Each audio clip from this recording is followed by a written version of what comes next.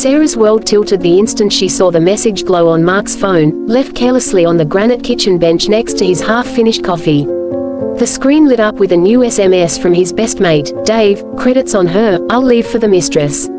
The words hit her like a king wave at Bondi, sudden, cold, and powerful enough to knock the air from her lungs. She stood frozen in the middle of their bright Sydney kitchen, sunlight pouring through the bifold doors, the smell of Vegemite toast still lingering from breakfast. Upstairs, the kids, Jake, 12, and little Mia, 9, were yelling over some Fortnite match, their voices drifting down like nothing was wrong. But everything was. 15 years. 15 bloody years of shared mortgages, school runs, Saturday barbies with mates, and quiet nights on the couch watching the footy. She'd trusted him blindly when he'd convinced her to put the house loan, the car finance, even the bloody credit cards in her name. "Better interest rate with your job, love," he'd said with that cheeky grin. And now this. He was planning to saddle her with hundreds of thousands in debt and piss off to some slut he'd been rooting behind her back. Her hands trembled as she picked up the phone. Thumb hovering, she opened the thread. More messages scrolled up, crude jokes about, the missus won't suspect a thing, plans for him to transfer the last bit next week. Her stomach churned. Tears stung hot at the corners of her eyes, but rage quickly swallowed them. How long had he been scheming? How many lies over dinner, over pillow talk, over, "I love you, S." She snapped photos of every damning text, fingers shaking so badly she nearly dropped the phone. Heart hammering against her ribs, she set it back exactly where he'd left it. The kids' laughter echoed again from upstairs, innocent and oblivious. Sarah pressed a fist to her mouth to stifle the sob building in her throat. No, she wouldn't break here. Not yet. Mark would be home in a couple of hours, all fake smiles and, "How was your day, love?" She wiped her face, drew a deep, shaky breath, and stared out at the backyard pool glinting under the harsh Aussie sun. By the time he walked through the door, she'd have her mask on. But inside, the plan was already forming, cold, sharp, and utterly fair dinkum. He wanted to play dirty. She'd show him what happened when you betrayed a woman who'd given you everything. Mark pulled into the driveway just after 5, his ute rumbling to a stop as the garage door creaked open. Sarah heard the familiar thud of his work boots on the path before he even stepped inside. She was at the kitchen island, slicing onions for the barbie, the sharp sting in her eyes giving her the perfect excuse for the redness already there. "G'day, love," he called out, voice bright and oblivious, dropping his esky bag by the door. He strolled over, planted a quick kiss on her cheek like it was any other Friday arvo. The smell of his sweat and cheap cologne twisted her gut. She forced a smile, tight as a drum. "G'day yourself," she said, voice steady. "Kids are starving. Reckon we'll fire up the barbie soon." "Yeah, sounds ace." He grabbed a VB from the fridge, cracked it open with that satisfying hiss, and leaned against the bench right where his phone still sat. Sarah's pulse spiked. Had he noticed the screen lock yet? Would he check the messages? She kept chopping, knife thumping rhythmically. Every few seconds, her eyes flicked to him. He scrolled his phone casually, thumb moving, then paused. Just a fraction. His brow twitched. Did he see the notification? Her heart slammed against her ribs. "Everything all right at work?" she asked, casual as you like, wiping her hands on the tea towel. Yeah, busy as." He pocketed the phone quick smart, took a long swig. The air between them thickened, like the humidity before a summer storm. The kids thundered downstairs, breaking the spell momentarily, Jake begging for snags, Mia wanting prawns. Dinner prep dragged on, every minute stretching her nerves thinner. Mark laughed too loud at the kids' jokes, refilled his beer twice. Sarah plated the meat, arranged the salads, all the while feeling his glances, wary now, like he sensed something off but couldn't place it. When they finally sat outside under the pergola, fairy lights twinkling and the barbie smoking, the tension coiled tighter. Crickets chirped. A neighbor's mower droned in the distance. Mark flipped the steaks, poking them harder than necessary. "Fancy a chat about the finances later?" Sarah asked lightly, passing him the tongs. "Bills are piling up a bit." His shoulders stiffened. "Just for a second. Nah, all good, Sheila. I've got it sorted." But his voice had an edge now, eyes avoiding hers.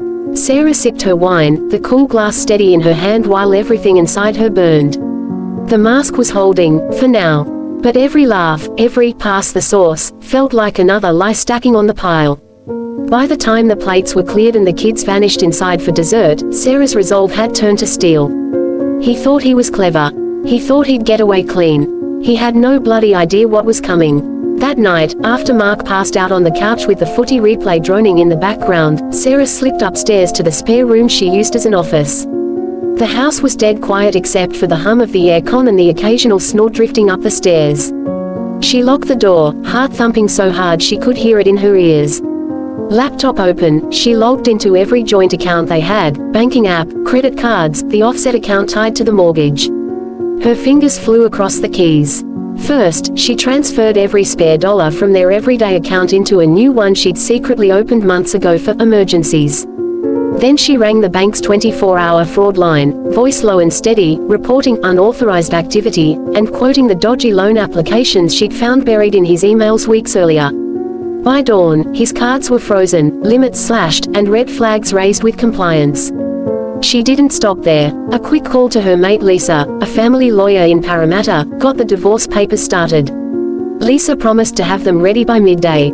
Sarah even tipped off the ATO anonymously about Mark's creative expense claims through his trucking business. Every move was calculated, quiet, and lethal.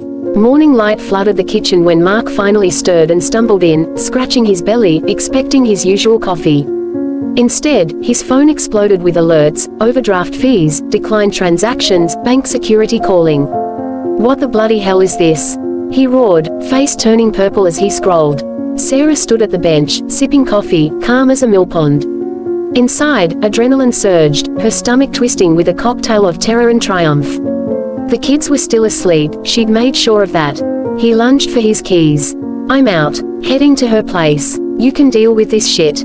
She stepped in front of the door, blocking him. "Not so fast, mate." Her voice didn't waver. She held up his phone, now unlocked with the passcode she'd watched him enter 100 times, and showed him the group chat she'd replied to last night, tagging his boss, his sister, even his mum. Every incriminating text exposed. "Check your sent messages." His eyes widened, color draining as reality crashed in. That's when the doorbell rang, two coppers in uniform, polite but firm, asking for Mark by name regarding allegations of financial fraud. Sarah stepped aside, watching him deflate like a punctured footy. Revenge wasn't hot and screaming. It was cold, precise, and perfectly timed. As the officers led him out to the car, she felt the weight of 15 years finally lift. Justice, Aussie style, had arrived right on cue. Mark's face went chalk white the second he spotted the thick envelope on the dining table, divorce papers, stamped and signed, courtesy of Lisa dropping them off an hour earlier. The words petitioner, Sarah Jane Thompson, stared back at him like a slap. But that was just the entree. Sarah leaned against the kitchen archway, arms crossed, watching the realization sink in. "Sit down, Mark. You're gonna want to be sitting for this." He didn't. He snatched up the papers, flipping through them wildly, asset split, sole custody application, restraining order pending. His mouth opened and closed like a fish on dry land. "You can't, this is bullshit, Sarah. I'll fight this." "Fight it." She let out a low, bitter laugh. "Mate, you're already cooked." His phone, still in his hand, buzzed again. Another notification. Then another. He glanced down and froze. She'd forwarded the entire SMS thread to his boss at the transport yard, to his sister in Brisbane, to his mum in Wollongong, even to the group chat with his footy mates. Every crude word about dumping the debts on the missus, and starting fresh with Jess, laid bare for the world to see. But the real gut punch came when the doorbell rang. Two uniformed coppers stood on the veranda, caps in hand, expressions neutral. "Mark Andrew Thompson, we need you to come with us for questioning regarding allegations of fraud and intentional misrepresentation on multiple loan applications." The color drained completely from his face. He turned to Sarah, eyes wild. You called the cops." She met his gaze, steady as a rock. "You wanted to leave me with $500,000 in debt and run off with your bit on the side."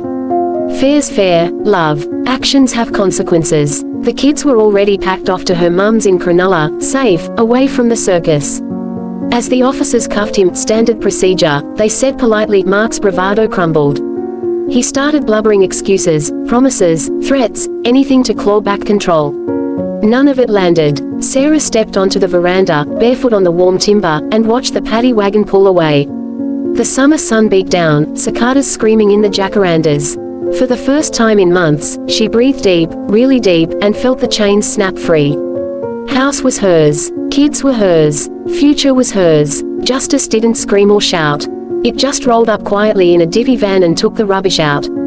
Cold, clean, and 100% fair dinkum. She smiled, turned back inside, and poured herself a proper glass of red.